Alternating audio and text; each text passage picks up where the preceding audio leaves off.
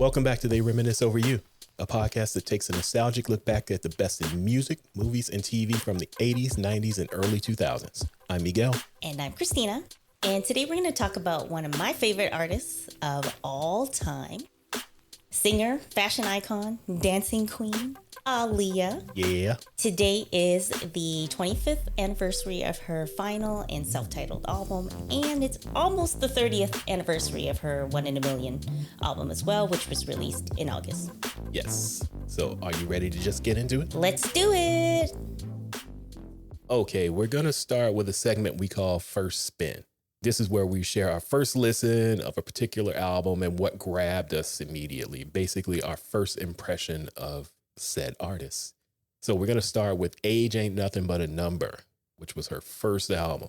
So when you first heard this, what stood out to you? What made you hit repeat when you were listening to it? Well, her music was already in line with the stuff that I was listening to. So Okay. like R&B rooted in soul with a little bit of hip hop, Jodeci, Mary J., and, a little bit of New Jack Swing. But since she was like a teenager, she was literally my age. Right. It made her even more relatable. But she was still aspirational. Okay. Because she was like the cool girl and she felt, she had this maturity about her. And I Right. say maturity in air quotes. Definitely. Because, as a 14-year-old looking at her, it's like, oh, she's like a cool, mature girl. But as, a 40 plus something woman looking back on it now, I'm like, Like, oh, she was not. She was a teenager. Yes. She was a cool teenager, but still very much. But I would say not only was it the music, but just kind of her whole aura. So Right. definitely she was like a major influence on me in terms of just like fashion, the way she dressed. I tried to do that swoop bang so bad, but it's a lot of dedication to like continually push it out of your eyes. And my hair is not that thick, so I only have so much to work with, but I tried to master that swoop bang for years. Yeah, and she also came out just before Brandy came out, and Monica ended up coming out about a year after. So she was kind of like the first teen girl around that time. Right. So she definitely stood out because of that as well. And I like how she described her sound, because remember, G-Funk was also gangster rap, and G-Funk was Right. also popular around this time. So she had that little street swag about her. So she called herself Street But Sweet. Street But Sweet. I don't Street think I've But ever Sweet. heard that. Yeah, she said it in an interview. I just saw it, but I'm like, that makes sense. It And does. also now learning that Sade is one of her influences, that also makes sense in terms of her singing style. So what about you? It was definitely back and forth what drew me in, because I was 19 when this album came out. So still young enough to listen to the teenage girls' music. Well, no one really knew how old she definitely was at Right. this time. There was a wide range that she could have been. Yeah. Because she's obviously hanging around with that dude from Chicago. Mm-hmm. But also talking about being in high school. And the video is shot in a high school. Yeah, so there wasn't a real definite age on her. Yeah. But because I was too young to get into the 21 and over clubs, this was playing in the 18 and over clubs. Right. So we're in there drinking orange juice, grooving to back and forth. Right. So that was the one that drew me in. Yeah. And then her style is also like a little more masculine too. Right. So it wasn't like, oh, that's like girls' music. Yeah. And I'm going to get into that later. Yeah. With something else we're going to discuss. But Okay. yeah, it was easy for a guy to listen to. So then if you were talking to somebody who only knew Aaliyah from her later albums, which kind of had a different sound than this, so how would you describe this album to them? Because it was recorded in like 93, there's still a lot of New Jack Swing on it, as well as the Street But Sweet stuff you were talking about. Yeah. And it's not really an Aaliyah album as much as it's an extension of Born into the 90s and 12 Play and those remixes. Yes. It's just a female version of Robert, basically. In the style of... Yeah. Here's this young girl in the style of the guy from Chicago. Right. And I'm sure y'all know who I'm talking about when I say that. Because like I told you yesterday or even today, that the girl that's rapping on these songs is even rapping in his cadence. So this is basically his album, but through somebody else's voice. Yeah, because like we were literally just talking about that, and you said you weren't sure if it was just him pitched up, and I was like, nope, it's a girl. I thought it was him doing some studio tricks and just pitching his voice up because the cadence is exactly like him. Yeah, I did a little look into trying to figure out who Second Chapter was. And it was two girls, actually. I just thought it was one. Yeah, I thought it was one as well, but apparently it's two girls. All right. It's two girls. You learn something new every day. Yeah. So in your mind, did this album age well musically, or does it feel like early to mid 90s? Oh, it's very early to mid 90s, with the exception of At Your Best, because it's a cover and they didn't do too much to change it. So that one, kind of doesn't sound as 90s, but the remix to At Your Best is very the 90s. This is for the Jeeps. Right. Strictly it was always for the Jeeps. for the Jeeps. Yes. I do think it's still listenable, even though it sounds old or sounds of the mid 90s, early 90s. For the most part, there are a couple songs that did not kind of age well. Like it sounds a little too much like that time. Yeah. We had with the mention of Second Chapter, they always had to like throw on a rap to kind of make this R&B rap song. And it's just like, I could have done without that. So there's a few songs that like when I listen to it now, I'll skip through. Okay. But when I listen to the album in full this time, just to prepare for this, I'm like, clearly I didn't skip it before because I still remember all the words and stuff.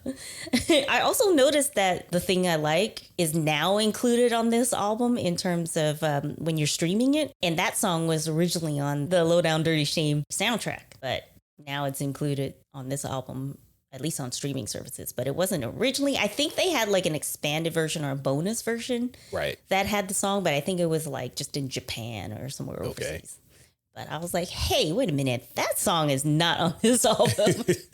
Because I remember I specifically got the Low Down Dirty Shame soundtrack for this song, a Tevin Campbell song, and I think like a Jeanne song. But yeah, it was it sounds very dated to me, with the exception of the singles. Those actually sounds like where his production was starting to transition into. So all the New Jack Swing stuff that was on there, it didn't really work because in 1994 we're kind of fading out of New Jack Swing, and it's more of a Jodeci, Mary J. Blige vibe. Right. So those songs really didn't work for me at that time. Down with the click, throw your hands up. Yeah. Those two are very strongly leaning towards. Right. And because it didn't hit for me then, it really doesn't hit for me right now. So, I think a lot of it, the majority of it sounds really mid 90s dated. It does. But of course, since I have like a personal connection to it and I was actually there at the time, it's hard to like I can tell that it sounds dated, but for me, I can still listen to it. So from this album, pick 2 or 3 songs that you just loved, songs that hooked you. And I'm pretty sure I know what you're going to pick because they're probably the same as me. Probably. Well, there's one you probably won't guess, but for sure, Back and Forth. Like that's a given. It's the first single, our first official introduction to her, even though we've heard mentions of her prior to that. But, it's first single. It still works. You kind of have to pick that. Yeah. And the At Your Best, Your Love. I actually love both versions because the original slow version, it just it's that street but sweet, but more sweet. And it kind of like highlights like the maturity in her voice. Right. Like, we could talk about her maturity as a teenager, but she does sing. Yeah, she definitely doesn't sound her age. Yes, so that she's able to kind of create those emotions from this song. And then I love the remix with a caveat, just because it was such a like great sound at the time, strictly for the Jeeps. Right. And then the third song that I picked is I'm Down. Which is one of the mid-tempo songs. It's not a single, but it sounds very much like the 90s sound at that time, but not quite as dated as some of the more New Jack Swing songs. And plus, there's no vocals from him on this song, so I don't have to like drown him out. Right. So there are other songs that I like from the album too, but maybe like, I didn't like the rap where there's a little too much in, so that's why I didn't add it to this 2-3 song list. Yeah, I pretty much picked those two. So Back and Forth, Age Ain't Nothing But a Number, and At Your Best are the ones that I picked. Yeah. And those are the non-New Jack Swing songs and the ones that I liked at the time. So yeah, that's what I went with. Well, I mean, this kind of goes into what we want to talk about next. But the reason why I didn't pick Age Ain't Nothing But a Number is usually you say that people who say that are usually too old for something. Right. Or sometimes they're too young for something and Yeah. using it as a justification. Like, man, age ain't nothing but a number. It's like, Right. you know, you're not supposed to be doing that. And so that song, I think, is a little harder for me to separate because knowing what we know now about their relationship, it's hard for me to think about him writing a song for her called Age Ain't Nothing But a Number Yeah. to justify this young girl being the aggressor in the relationship, basically, right? Because the song is supposed to be saying from her point of view, where she's talking to a dude, just like, you know, like calming his fears about her leaving him or whatever, right? Like she's like, don't worry about it. Like, age ain't nothing, number. I'm here for you, la la la. And it's just, I can't divorce it from knowing what we know about the relationship. Yeah, pretty much. Yeah. That you can't separate Yeah. the music from what we now know. Yeah, and I hate that that's kind of like part of the legacy of this album, but it's so prevalent that you can't not think about it or talk about it. Yeah. Because this is an R. Kelly album with Aaliyah singing lead. Pretty much. We got him creeping in the back in the album cover. Like, Hey, man. his stamp is all over it, and I hate that for her. Yeah. I mean, it's one thing, you know, you would expect a 14-year-old recording their album for the first time. Of course, they're going to take the direction of the person who has more experience in the field. But it just, again, like I said, knowing what we know now, it's so all encompassing. Even watching the music videos, I'm like, why is he always creeping in the back? And I'm sure we noticed it back then. It wasn't creepy then, though. Yeah, it was a little odd, maybe. I don't even think At it was most. odd at the time either, because I'm this superstar and here's my new protege. So I'm going to be in the videos, as Suge Knight famously said, Right. all up in the videos, Right. dancing. Yeah, I was thinking So- that he's not the first producer to like insert themselves. Yeah, so that music. really didn't seem strange at the time. Yeah, but knowing what we know now, Yeah, It's- it's definitely strange. it's like I'm not gonna give her up because he turned out to be a sex pest. Right. But I do have to navigate this album a little differently. So songs where he's too much on it, like it disgusts me. And it's not even about like, oh, look at me, I'm holier than thou. Like, I love 12 Play, and I loved the album that came after the self-titled album. But it's easier for me to stop listening to that than for me to stop listening to this, because this is, you know, she had no. Well, she did have a part in it, but not like intentionally. Yeah. Right? And so I'm not giving up Aaliyah because of him. But Well, I have no problem not listening to this album because I wasn't listening to it anyway.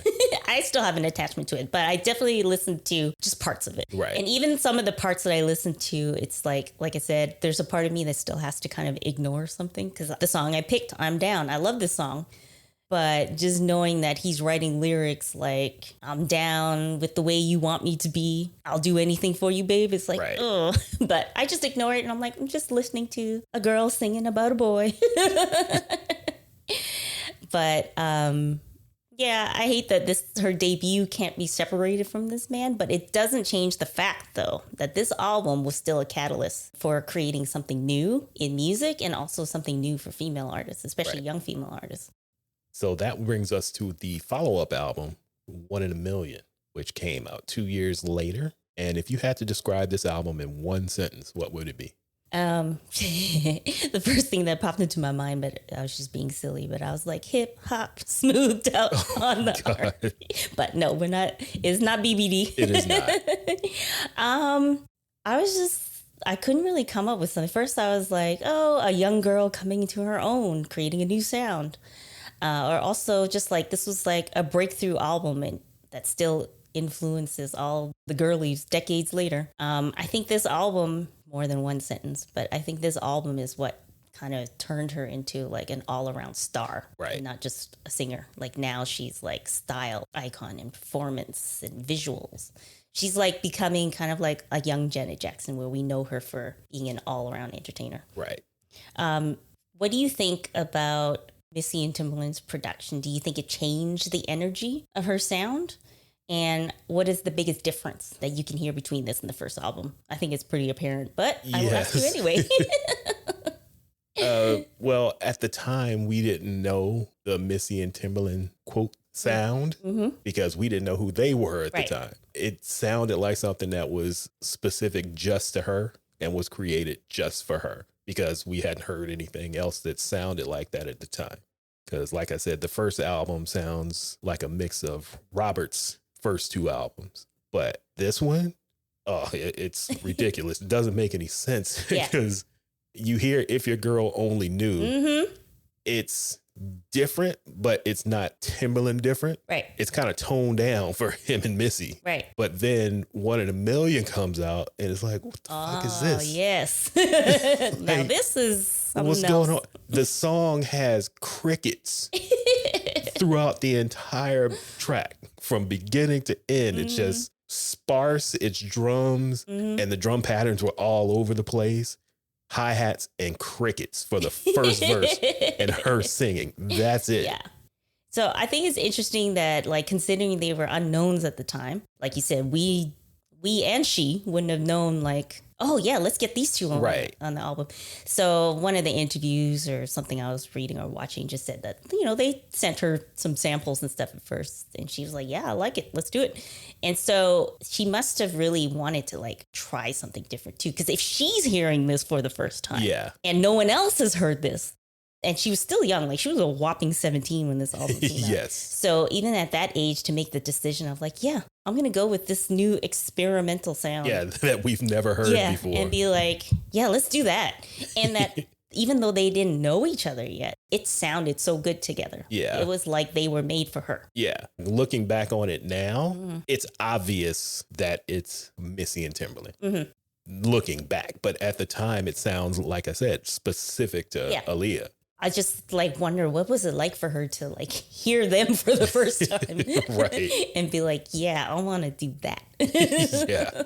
So that brings me to ask, and I know the answer since we basically just talked through it. Do you think this was a reinvention, or did they bring out something in her that was already there? I think it's both, bit of both. Okay. Because you could tell she sounds more confident.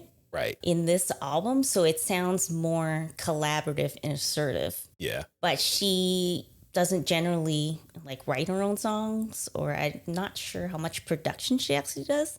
So I do think that she has, you know, she had control over what she wanted on this song. But then by having, like, collaborators that could bring that out for her, I think it's kind of like an equal relationship. Right.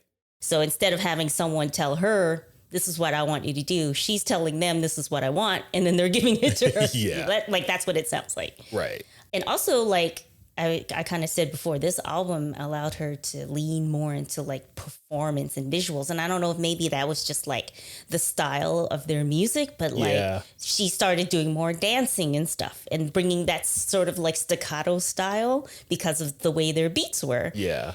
And, like, we thought she was a cool girl when she was, like, a young teenager. Now she's, like, black leather. She's riding bikes. It's like, this girl just got even more swaggy. Right. She's stealing Little Kim's man, and If Your Girl Only Knew. Oh, that always makes me laugh. And I love that, like, Little Kim and Mary J. Blige will just show up in your video. Yeah, just hang out. If you're a friend of theirs, they'll come hang out at your video. Yeah.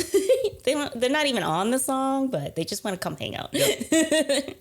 And it's funny that you mentioned that, that they don't even really focus on her that much in the video. They show her for a long, maybe 2 or 3 second shot. Yeah. And every time you see her after that is like half a second. Yeah. So you're like, is that? No, it is. 702. Right. We're dancing on the couches. Yeah.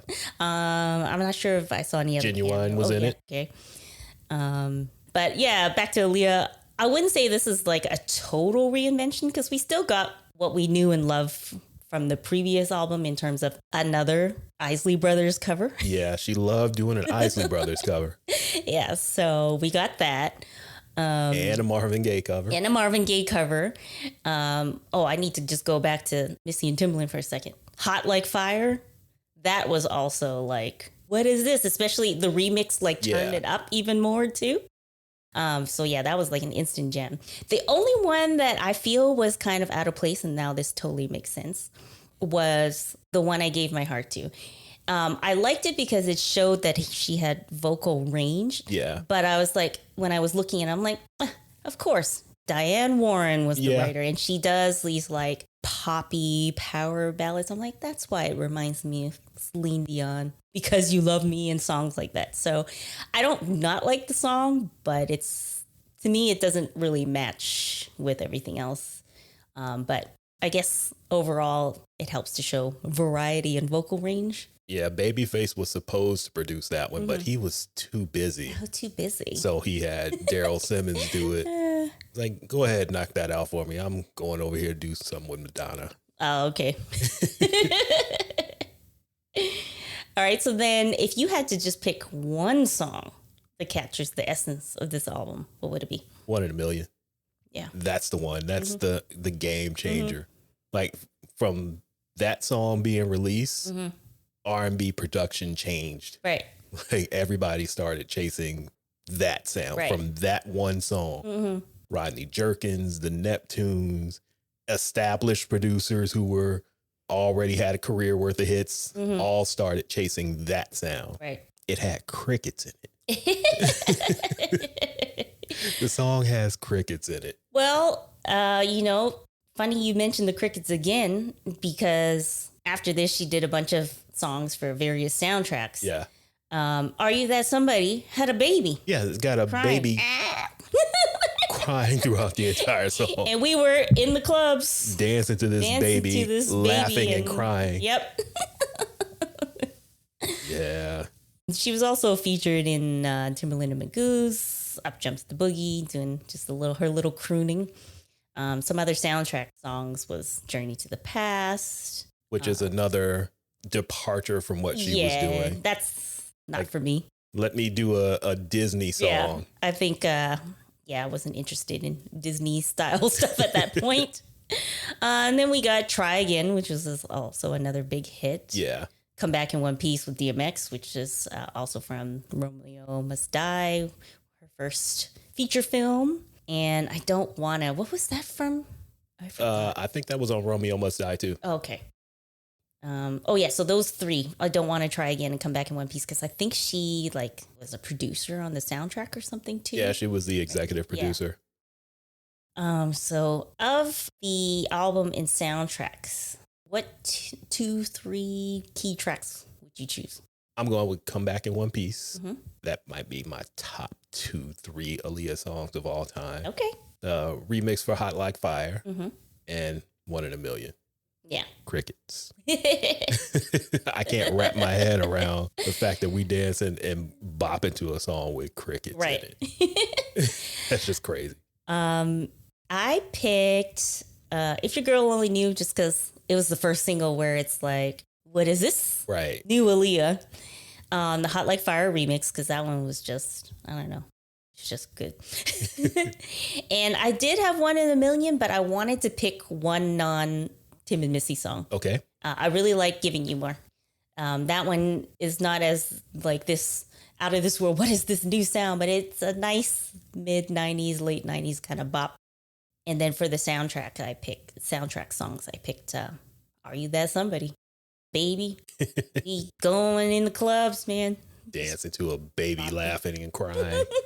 That was just something totally different too. Yes. In a different way from One in a Million was, like I said, that kind of choppy staccato style. And again, that was also one of the videos where she put more emphasis on performance and dancing. And one of the first times we saw her wear a dress or a skirt with that long slit, we're like, excuse me, sexy Aaliyah. Like, look at who's out here trying to dress like a woman instead of a tomboy. Heels on. Yep. Dancing in heels with that slit. Like, okay. All right. I think that's a good spot for us to take a break, and we'll be right back.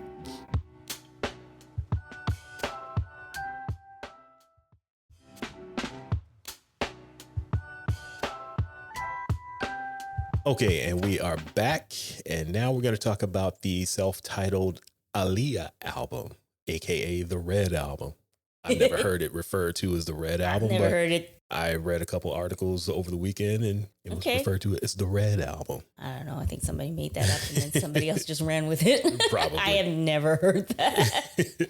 Why would you call? I mean, I get the album covers red, but anyways, Aaliyah. Yeah, let's just get into the album. Yes.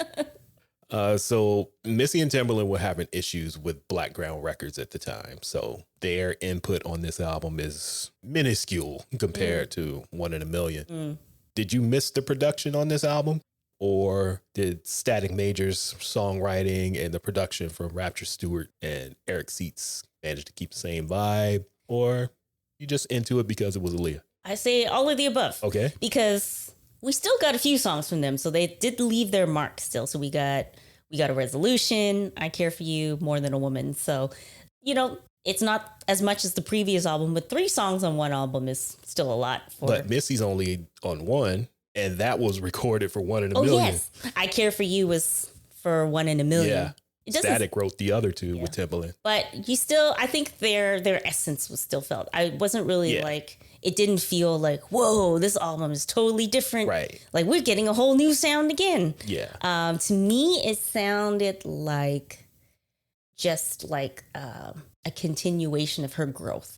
Which makes sense because key beats, as they are called, are basically Timbaland apprentices. And Static was in their camp as well. Yes. So it makes sense. Yeah. And like Static, Major, and Missy and Timbaland were all part of the Devante school of Devante as well. So it's not like, even though she had different producers, it's not like it's a wide departure. Yeah.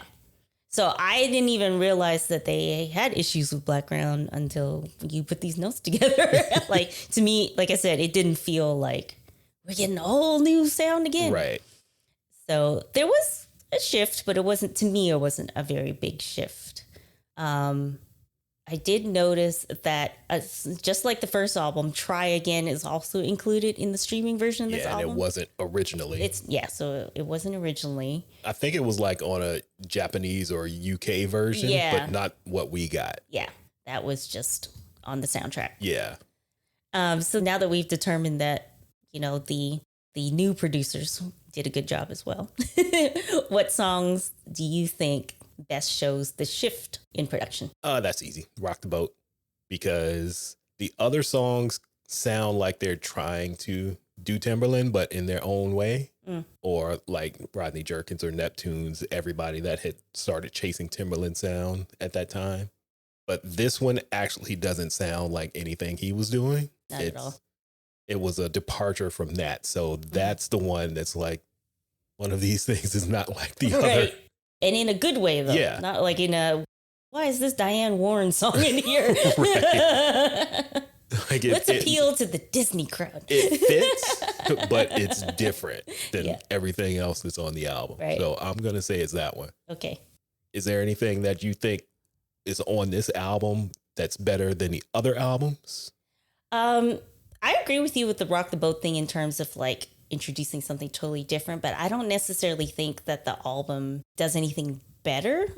Pretty much just what I said. To me, it just sounds like growth. Right. And despite this being her 3rd album and coming off of like 2 successful albums, this album, I don't know if maybe it's because I associate it with her untimely death. It feels like she was on the cusp of something bigger. Yeah. Or like a new era has arrived. Yeah. And she's like officially an adult as well. Right. So to me, it just sounded like promise. Yeah, because you have the quote unquote reinvention with Timbaland, Missy coming on board. And then with this album, they're not really there. Yeah. But it's still, the train is still moving. Yeah. It's not like it came to a halt. Right.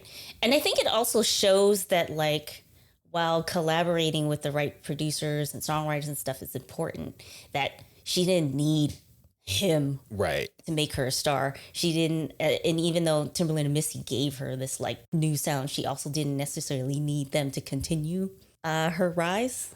And that, these producers and stuff are important, but she is still the star. Yeah. And capable of continuing that. because she was only 22 when this album came out and when she passed. And for someone that young to have 3 good albums, like most artists don't have that kind of success in their entire career. Yeah. A lot of artists don't make it past the first album. Pretty much. So that's why even though she achieved so much, it still felt like there was more. Yeah. And that this album felt like, oh, we're getting ready for something big. Right. Because you typically don't get that type of success, like critically and like publicly. Mm-hmm. Despite scandal. At that age. Yes. Like all of this was done before 22. Yeah. It's kind of like just wild. Tupac and Biggie in a sense, where there was so much greatness in a little amount of time that you know something bigger was coming. Yeah. And then at this point too, like she was getting more into acting. She had signed on to do The Matrix 2 and 3. She had, filmed Queen of the Damned. So it was just like, it's all happening now, right? And had already done some movies before that too. And it was just like, oh no, there's more to come. Yeah. So I think, unfortunately, I can't help but feel sad listening to this album. Okay. Just because, like I said, it sounded like there was so much promise and it was cut short. And there was so much promo around this time because the album's coming out. Yeah. So there's so much footage of her. See, I'm getting a little like 25 years later, I'm still like teary-eyed. Because she did so much promo in anticipation for this, that there's so many interviews of her just talking about what's next. Right. And you could just see how, like, not only was there so much coming for her, like how she was so excited for it in terms of like, oh, I'm going to do this, next year I'm going to do that, and blah, blah. So it's like, oh man, I can't help but be sad. So then, do you think this is her most complete album or just the most polished one? I think it's the most complete because it showed, like I said, that she could make magic with anybody, production wise. I still got wet eyes. I feel a little silly because it's not like I know her, but I feel like I know her in a way. I grew up with her in a way. Anyways, go on. That's all I had. Oh, okay. So then if you had to pick one song that captures the essence of this album, what would you pick? Rock the Boat is probably her career defining moment because, like I said, it's different than what we got previous to that. Yeah. But it's also the same. Right. If that makes sense. But better. Yeah. New Coke. Yep. New and improved. Yes. So, yeah, Rock the Boat is, in my opinion, the highlights of her short career, like the peak. Yeah. Even though we say she was going to get bigger and better, more than likely, what she left us with, that's the high point. Yeah. In my opinion. Yeah. And this was one of the songs I chose as our, list of 2 to 3 key tracks from the album. Rock the Boat. I was kind of like, am I just so attached to the song? Because again, this is the song that led to her untimely death because she was out in the Bahamas shooting the video for this when the plane crashed. So I was like, do I just have this connection because it was like the last thing she gave us? Right. But it's a great song. It is. So I picked that one, and I picked We Need a Resolution because we still need a good old reliable Timbaland collab. Yeah. And then I also picked It's Whatever because I like a little slow jam from her as well.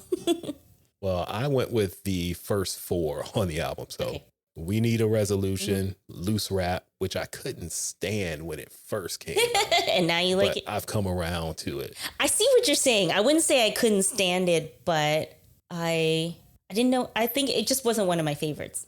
Well, for me, it was, we're trying to replicate Timbaland because you got Static doing the ad libs and singing the hook a little bit, and the beat is kind of Timbaland-ish. So I looked at it as we're trying to make up for him not being here because I'm pretty sure it goes Timbaland, that, another Timbaland song. No, it doesn't. Rock the Boat is in between, and then More Than a Woman. So those first 4, you get 2 Timbaland songs, and I thought that Loose Rap was, we need to replicate what he's doing, and Rock the Boat, like I said, was just different. Right. But now, listening to it, they just flow seamlessly. Yeah. from 1 through 4. And that's a great way to start the album. Yeah, I never really felt that they were, to me, it didn't feel like they were trying to create a Timbaland sound. I just kind of feel like they were all friends and associates, that it was just kind of like, to me, it felt like it makes sense that they would have similarities in their production styles. Yeah, well, this is what I was thinking at the time. It was like, ugh, where's Timbaland? What's this fake ass Timbaland song? Yeah. But I felt that way about everybody other than the Neptunes. But Rodney Jerkins, I was all over his production for the same reasons. Like, ugh, why are you trying to be Timbaland? You ain't Timbaland. But coming around years later after the fact, it's like, you know what? It's cohesive. It makes sense because they worked together previously. They all came up together. That's why it sounds that way, because I'm sure they had input on the stuff that Timbaland was doing anyway. Yeah. So it makes sense. And now as a fully grown adult, it's like, of course it sounds fine. It's not them trying to be Timbaland. Yeah. What are you talking about, Miguel? But yeah, those are my choices. Okay. The first 4 songs on the album. All right. And that's a good spot for us to take another break, and we'll be right back.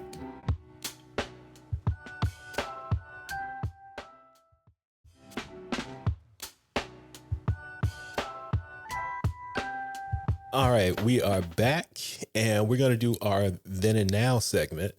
This is where we revisit how we revisit. I was about to say, that sounded weird. You trying to be like Jonathan saying stuff weird? Revisit. This is where we revisit how we felt about the album on our first spin, which we talked in the previous segment, and compare it to how we feel now. So I'm going to ask you today, how do you feel about the Aaliyah album? I don't feel any different, really. Okay. I still play it regularly. And I guess because the sound didn't have, unlike the first album, it didn't have necessarily specific, like, oh, this sounds like 2001. Yeah. That I could just listen to it and I don't really feel any different. And like I said, she was young, but she was an adult at the time. So it's not like I'm listening to a teenager singing and stuff. So I'd say I feel the same. Time to do a quick little promo, though, as anyone who we may or may not release a video later, but Miguel is wearing a t-shirt that I made, and behind me is some artwork from the same picture. I was inspired by the album, and also I was experimenting with my artwork. It's kind of hard to explain, but basically I created like a stencil out of the album cover and used Conte chalk to literally rub in the different colors with my fingers. So I was like drawing without drawing. Anyways, if you want to see what I'm talking about, that means I just know I got the shirt on and I like it. If you want to see what I'm talking about, you can go to our website. Yes. Our merch shop, Nothing But a Tea Thing, at teething.com. And you could look at it, but you can also buy it. Yes. So at teethang.com, teethang.com. Or just go to Troy Podcast, scroll down. You'll see it on the website there as well. Yeah. So promo over. Back to the task at hand. How do you feel about the Aaliyah album today? Well, like I mentioned before the break, I felt like the B team was trying to be Timbaland at the time. So I didn't listen to it too much at the time when it came out. But a couple years later, I started listening to it again. And it's like, okay, now I can see how they kept it similar, but with their own twist to it. And I like it a lot better than I did back in 2001. Yeah. Because I was just hating at the time. But around 2005, 2006, I finally came around to it. And I've been listening to it ever since then. Okay. Because I really hated loose rap. Like I said, it's like, first of all, what the hell does loose rap mean? Yeah. Why are you trying to make fetch happen? Yeah. And you over here doing the Timbaland ad libs and whatnot. But like I said, I've come around to it and I actually like it now. Okay. Because a couple days ago, I'm just walking around. I know you can do better than that. Just in my head, like now I'm Static Major. Yeah. And nah. So I've definitely come around to it. Okay. So does anything stand out to you more now than it did back then in terms of the album? Not really. Again. Okay. Because I don't think, for me, anything's really changed other than me getting older. Right. But I think the way I felt about it then, I feel about it now. So nothing's really changed in terms of something standing out more now. Right. Yeah, I didn't appreciate how cohesive it actually is until, like I said, a couple years later. Yeah. It really flows well from beginning to end. I think of her albums, this one is probably the one I play the most. Yeah. Which is probably why I chose that album cover as inspiration for my artwork. Also, it's like an iconic photo. So. Yeah. Okay, so do you think overall her discography has aged well, and how would you rank the albums? Well, until I listened to it a couple days ago, that first album doesn't even exist to me anymore. Yeah. So I'm going to say that one didn't age well. Yeah. Not only because of the circumstances surrounding it, but just the music is really dated. It is. Anything with like a little too much New Jack Swing is going to sound dated. Yeah. So. Because that was very specific. That will definitely be ranked at number 3. Yeah. And as groundbreaking as One in a Million was or is, I think the Aaliyah album is better as a collection. Yeah. Like One in a Million has the better songs and the higher songs, but the overall album feel goes to Aaliyah. Yeah, I agree. One in a Million definitely, like, that's like bangers. Yeah. Like, that's like if you want an album of hits. Yeah. Especially, and I think for us, the fact that that album came out during our prime outside time too. Probably. I was just hitting the streets when this came out. So I think that was like good timing for us. Yeah, exactly. But as you're saying, I think in terms of like longevity and like album feel, I gravitate towards the Aaliyah self-titled album more. And now that we've said that, we've discussed the album, we've discussed the highlights and the lowlights, basically. And unfortunately, some of the lowlights. Yes.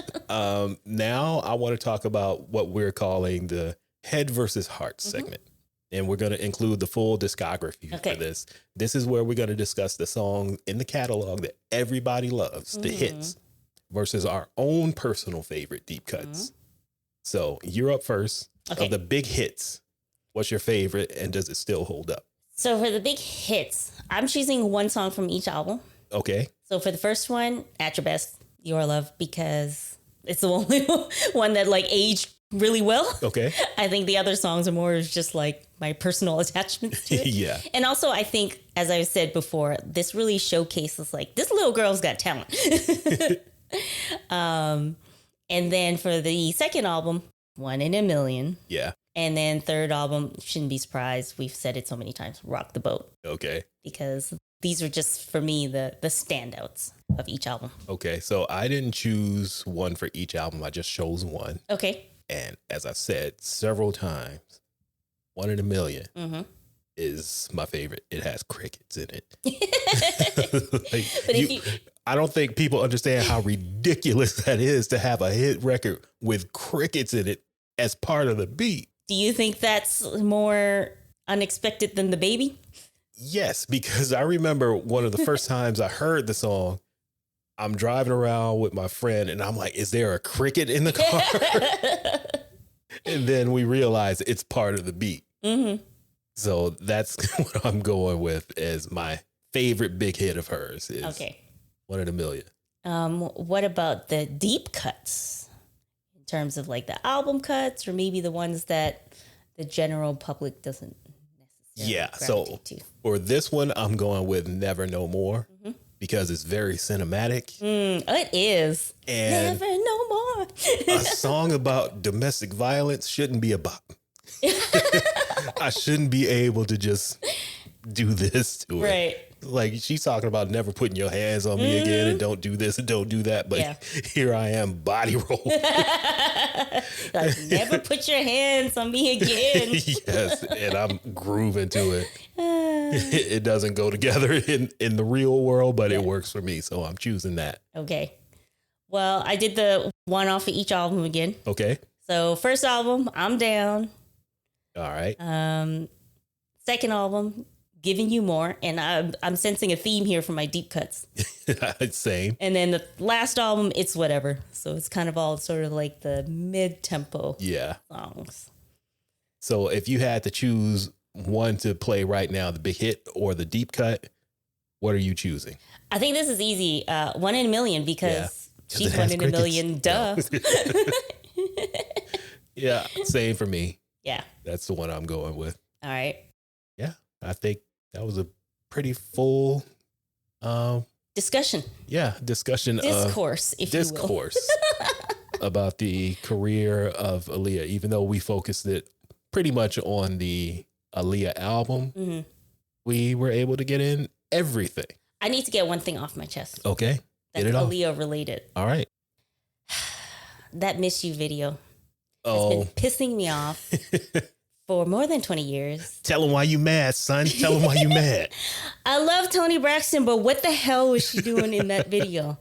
Read It doesn't The make Room, any girl. sense. We are not listening to Breathe Again. Why was she doing all this and being so sultry and stuff? I was like, yeah, girl, she was selling it. everyone is sad and reflective, and here comes Toni being alluring.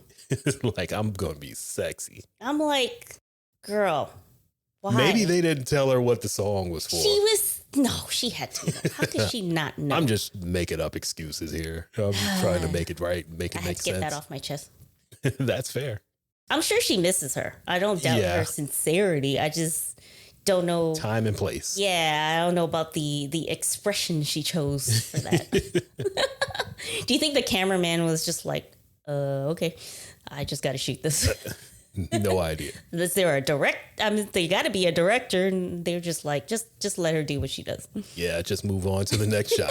Get the next person in here. All right. That's a good spot for us to wrap this up. Thank you again for checking out They Reminisce Over You. We try to do this every 2 weeks or so. So make sure you come back and check out our next episode. Like we mentioned earlier, if you want to buy some merch, like this t-shirt that I'm wearing, like the artwork behind Christina. If you see the video. If you're watching the video, you can go to our store, Nothing But a Tea Thing. That's at teethang.com. Also, we'll be putting together a playlist that you can listen to while you're at work so you can get your groove on. So go to our website for that, troypodcast.com. We'll be putting up some links to some videos that we were mentioning in this episode. A bunch of other cool stuff is there as well.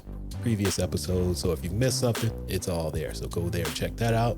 You can sign up for our monthly newsletter. Just go to troypodcast.com/newsletter. You'll get that as well. It's free. If you don't like it, you get your money back. I promise. You're free. It's free 99. Me back. Exactly. So that's where we're going to leave it. And we'll be seeing you in a couple weeks. Deuces, silly gooses.